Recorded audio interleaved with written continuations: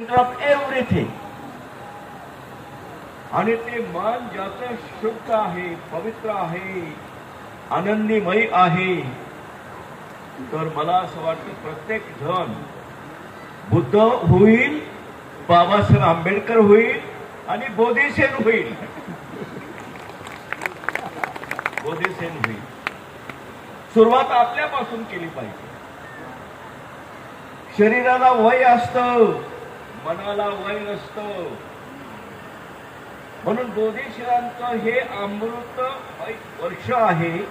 75 वर्ष झालेली आहेत, पण ती शरीराची त्यांची 75 वर्ष झाली, मनाची नव्हे. मनाला वय नसतं. आता ते 75 वर्षाचे पण 85 वर्षाची व्यक्ती तुमच्या बोलतोय, हे माझं वय तुम्ही मानू शकाल? मला बरेचसे लोक विचारतात, तुमच्या आवाजावरून आम्हाला वाटत नाही तुम्ही 85 वर्षाचे असाल. हो, याचं कारण असं आहे, बाबासाहेब आंबेडकरांनी 14 ऑक्टोबर 1956 मध्ये दीक्षा घेतली, सगळ्यांना माहित आहे. मी त्यावेळेस 10वीला होतो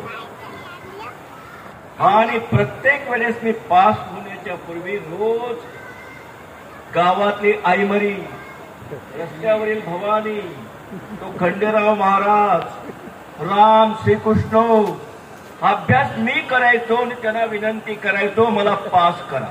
प्लीज बिलीव्ह मी, 19 वर्ष फर्स्ट क्लास ते शिकलेली व्यक्ती तुमच्याशी बोलतो. 19 वर्ष आई वडील अशिक्षित. आणि त्यानंतर दीक्षा घेतल्यानंतर माझ्या आई वडिलांच्या अंमळनेरच्या बोरी नदीमध्ये, अंमळनेर हे साने गुरूंची कर्मभूमी म्हणून प्रसिद्ध आहे. त्या साने गुरूंच्या मुळे त्यांनी काय केलं हे तुम्हाला जास्त सांगण्याची मला गरज नाही. घरी आल्यानंतर मी 4थी पासून माझ्या घरातल्या देवांची पूजा मला करावी लागत होती, की मी सगळ्यात थोरला मुलगा होतो. रविवार तो खंडेराव, पूजा केल्यानंतर निंबाच्या झाडाला पाणी, आणि त्या सगळ्या गोष्टी करताना मला देवच पास करत होती ही माझी भावना होती. पण दीक्षा घेतल्यानंतर माझी आई अशिक्षित. वडील शाळेत पाठवले माझ्या आजोबांनी, पण त्याला बाहेर बसवण्याची कथा आम्ही ऐकत होतो. का? अस्पृश्य होते म्हणून.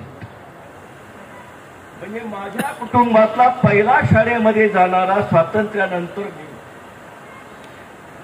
आणि त्यानंतर दीक्षा घेतल्यानंतर माझ्या त्या अशिक्षित आईने घरात जो देवारा होता, देवारा प्लीज काही अंडरस्टँड म्हणून आपण बौद्धमय जीवन, तिने ते बांधला त्या लाल फडक्यामध्ये आणि गटारीत फेकून आली माझी आई.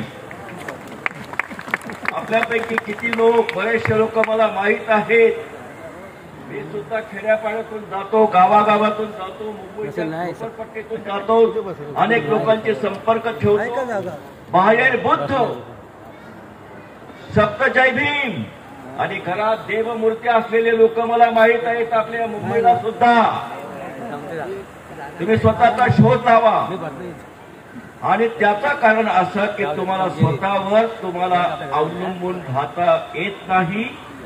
दुसरी गोष्ट, तुम्ही सेल्फ रिलायन्स नाही आहात आणि सेल्फ रिस्पॉन्सिबिलिटी तुम्हाला स्वीकारायची नाही आहे.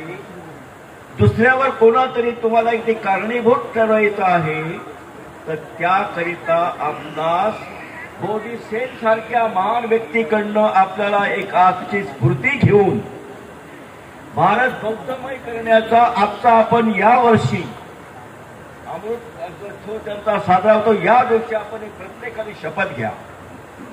आणि स्वतः 10वीच्या नंतर ही बाबा माझ्या आईने, बिलीव्ह मी, ते देव फेकल्यानंतर, दीक्षा घेतल्यानंतर पंचशील त्रिशरणची पुस्तिका वाटल्या गेले होते. आणि मी ते भिंतीवर पंचशील त्रिशरण लिहून काढलं. आणि आंघोळ केल्यानंतर त्रिशरण म्हणण्याची मी सवय लावली. आजही प्रत्येक दिवशी कुठेही असेल, आंघोळ केल्यानंतर मी आधी पंचशील त्रिशरण, प्लीज बिलीव्ह मी. आणि त्यानंतर त्या पंचशील म्हटल्यानंतर माझ्या आईपासून तो धडा शिकलो. अभ्यास मी करत गेलो आणि त्यानंतर आमच्या गावावरनं 2 मुलं परिणामी 11वीला बसले होते, त्यावेळेची 11वी 1958 मध्ये. मी पास झालो आणि दुसरा देवाची भक्ती करणारा नापास झाला. आणि तुम्हाला आश्चर्य वाटेल, थोडक्यात सांगतो की तुम्हाला त्यांच्या जीवनाच्या विषयी मला कल्पना आहे, परंतु प्रत्येकामध्ये जर तुम्हाला आदर्श निर्माण करायचा असेल तर तुम्ही प्रत्येक जण बोधिसत्व झालं पाहिजे. अनेक गोष्टी तुम्ही त्यांच्या ऐकल्या आहेत. प्रत्येकामध्ये बुद्ध आहे, बुद्ध इन एव्हरीवन, हे लक्षात ठेवा. पण तो फक्त जागृत करायचा असतो आणि त्या जागृती करण्यासाठी एक मोठा आदर्श आपल्या डोळ्यापुढे ठेवायचा असतो. आणि विशेषतः तो आदर्श म्हणजे शिक्षणाचा. धम्माचं पालन करा, पण धम्माचं पालन करण्याकरता स्वावलंबी पण झालं पाहिजे. रोटी कपडा मकवान ठेवण्यासाठी मिळवण्यासाठी आपल्याला स्वावलंबी पण झालं पाहिजे. आणि त्याकरिता आपल्याला त्या मार्गातून जाताना मी फक्त एकच सांगेन, त्यांचा आदर्श ठेवा आणि आपल्याला खऱ्या अर्थाने प्रत्येकाला घडवण्याचा. एव्हरीबडी शुड बिकम द आत्मदीपाभाव, जसे ते आत्मदीपाभाव आहे. तर एक आत्मदीपाभाव हाच एक संदेश देऊन मी अशी एक प्रार्थना करतो की त्यांचं मन शुद्ध आहे, शरीर शुद्ध आहे, त्यांनी अनेक वर्षाचं चळवळ करावं. पण त्यांना एक विशिष्ट प्रकारची गरज आहे. 1 किंवा 2 वाक्य सांगतो की त्यांना आपण सगळ्या लोकांनी सहाय्य करण्याचा आपण प्रयत्न करायचा, स्वावलंबी करायचं. त्यांच्याविषयी मला अशा बरीचशी माहिती आहे आणि त्यांचा आदर्श आपण पाळायचा. मी माझ्या वतीने त्यांच्या सत्काराच्या निमित्ताने